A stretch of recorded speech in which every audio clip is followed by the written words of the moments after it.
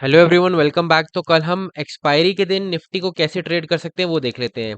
सबसे पहले तो मैं आपको एक क्रूशियल लेवल्स बताना चाहता हूँ।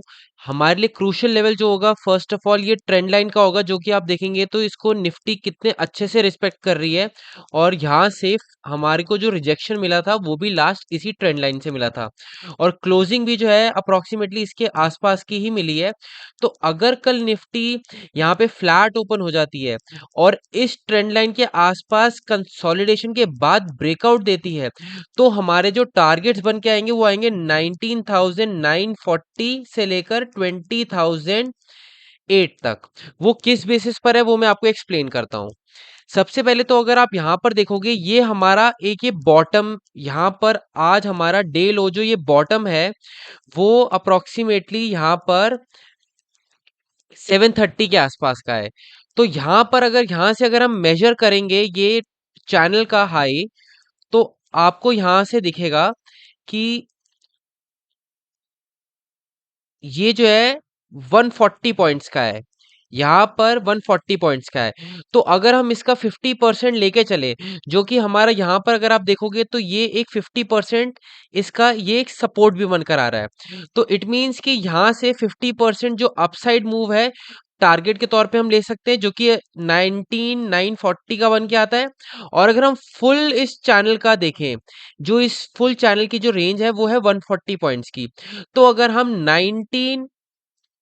1877 के ऊपर अगर हम प्लस करते हैं 140 पॉइंट्स, तो अप्रोक्स 20,008 का लेवल आता है। ठीक है, ये तो हो गया फ्लैट ओपन होने के बाद अगर निफ्टी यहाँ पर कंसोलिडेशन के बाद इस चैनल को ब्रेकआउट देती है तो। बट अगर निफ्टी फ्लैट ओपन होने के बाद यहाँ पर इस सपोर्ट लेवल के पास आती है और यहाँ पर कोई बुलिश पैटर्न बनता है, तो अगेन हम इस चैनल के हाई का अपना टारगेट लेंगे, जो कि 19,905 का बनता है। और अगर ये यहाँ पर कंसोलिडेशन के बाद ब्रेक डाउन होता है, तो हमारे लिए अगर आप यहाँ पर देखोगे तो ये एक ट्रेंड लाइन का सपोर्ट आ रहा है। तो टारगेट काफी छोटा होगा, तो रिस्क टू रिवॉर्ड रेशियो के अकॉर्डिंगली ये हमारे लिए अट्रैक्टिव ट्रेड नहीं होगा। ये जो सपोर्ट है ये सिर्फ हम बुलिश ट्रेड के लिए जो है इसको लेंगे, क्योंकि ये एक यहाँ पर काफी देर कंसोलिडेशन के बाद ब्रेकआउट आने के बाद एक अप मूव आया है। तो ये हमारे लिए सपोर्ट जो है अपसाइड के मूव के लिए काफी एक अच्छा लेवल बन सकता है। बट डाउन साइड हम तभी ट्रेड करेंगे जब ये ट्रेंड लाइन का ब्रेकडाउन हो जाता है। अगर इस ट्रेंड लाइन का ब्रेकडाउन हो जाता है, जो कि लेवल बनता है 19,775, तो हमें 730 का टारगेट बन सकता है, जो कि हमारा ये एक प्रीवियस स्विंग है। और जो हमारा एक लास्ट स्विंग जो बनकर आता है वो बनकर आता है 690 का। अगर आप इसको 15 मिनट चार्ट पर देखोगे तो आपको ये क्लियरली दिखेगा कि यहाँ पर हमारे जो मेजर स्विंग्स है वो यहाँ पर बनकर आ रहा है और एक यहाँ पर बनकर आ रहा है। तो अगर ये ट्रेंड लाइन का यहाँ पर ब्रेकडाउन होता है तो 730 का हमारा फर्स्ट टारगेट, और सेकंड टारगेट जो बनकर आता है वो आता है 690 का। और अगर किसी वजह से ये स्विंग भी हमारा ब्रेकडाउन हो जाता है, तो जितने भी यहाँ पर बायर्स हैं उनका एसएल हिट होगा।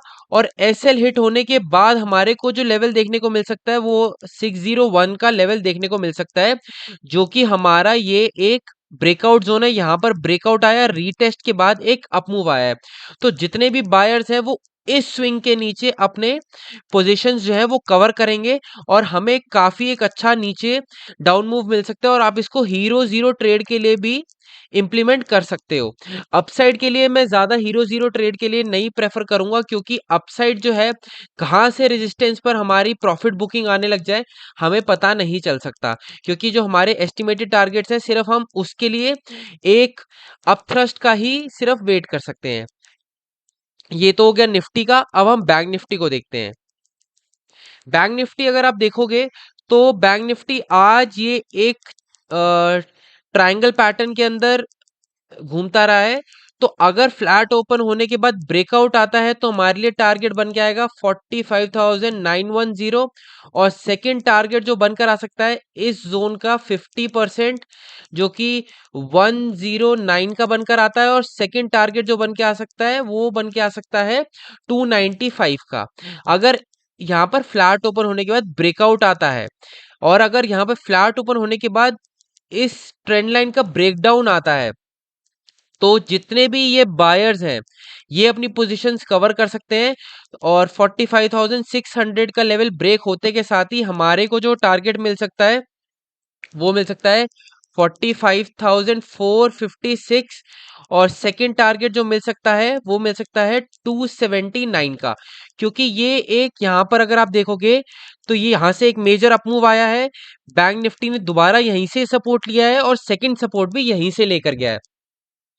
और अगर किसी वजह से यहाँ पर इस लेवल का ब्रेकडाउन आ जाता है, जैसे निफ्टी के अंदर यहाँ पर अगर ब्रेकडाउन उस लेवल का ब्रेकडाउन आएगा तो शॉर्ट जो है वो अपने कवर होंगे और उसी तरीके से यहाँ भी शॉर्ट्स जो है वो कवर हो सकते हैं और हमारे को टारगेट मिल सकता है 139 का और सेकंड टारगेट जो मिल सकता है 45,002 का। ये दो टारगेट्स हमें मिल सकते हैं क्योंकि यहाँ पर ये अगर आप देखोगे तो लास्ट रिजेक्शन के बाद ये ब्रेकआउट जोन है जो कि टेस्ट हो सकता है कल, अगर हमारा ये मेजर स्विंग जो कि है 45,279 का ब्रेकडाउन आ जाता है।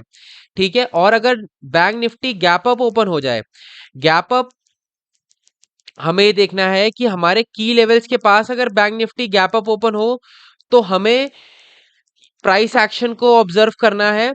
अगर सपोज इस की लेवल के पास बैंक निफ्टी ओपन हो जाए तो हमें जैसे ये देखना है, जैसे यहाँ पर bank Nifty gap up open होने के बाद एक पुल बैक दिया और फिर उसके बाद जब एक अपमूव आकर हाई अपना प्रीवियस हाई ब्रेक नहीं हुआ और ये प्रीवियस लो ब्रेक हो गया तो हमें एक डाउन मूव मिला है।